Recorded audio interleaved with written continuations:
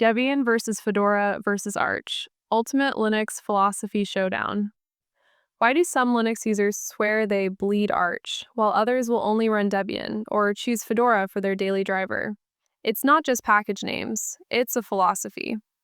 Today we unpack what each project values, why that matters, and which one fits you. Why philosophy matters. Linux distributions are more than collections of software. They are communities with different goals. Some prioritize absolute software freedom and long-term stability. Others prioritize being on the cutting edge. And a few put control and simplicity above all else.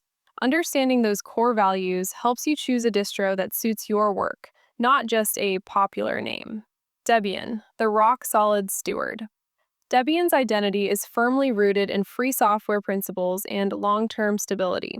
The project's social contract and the Debian Free Software Guidelines make clear commitments about freedom, community governance, and reliability. Debian aims to be predictable, well-tested, and suitable for production systems, servers, appliances, and conservative desktops. Release model. Debian has branches like stable, conservative, well-tested, testing, newer packages being vetted, and unstable, development. That triage is purposefully cautious. You trade newest features for reliability. Who should pick Debian? Servers, long-term projects, people who prefer it just works for years. Fedora, the innovation testbed. Fedora occupies a different role. It's the community distribution that moves fast.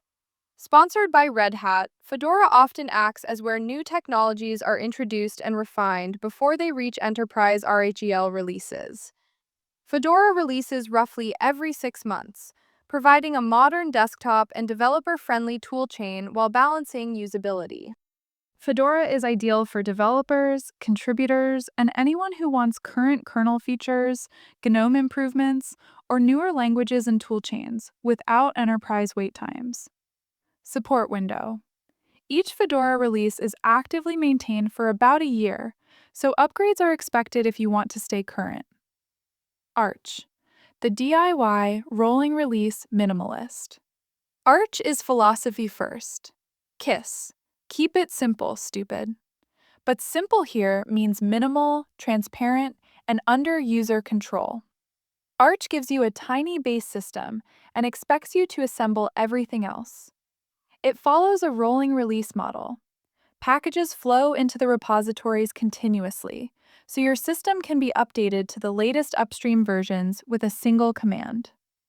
Package tools. Pacman is lightweight and fast. The Arch User Repository, the AUR, is a community collection of PKGBALIDs that dramatically increases software availability and responsibility. Arch is for tinkerers who want control and are comfortable resolving issues. Under the hood, package managers and updates. Practically speaking, one of the biggest differences you'll feel daily is the package manager and update model. Debian uses apt with .deb packages and a conservative release cadence. Fedora uses DNF with .rpm and a rapid 6-month cadence. Arch uses pacman and a rolling model. Each design choice reflects the project's philosophy: conservative stability, structured innovation, or continuous control. Installation and day-to-day experience. Installation and defaults are part of the philosophy too. Debian offers guided installers and a range of pre-built images. It's approachable once you accept its conservative defaults.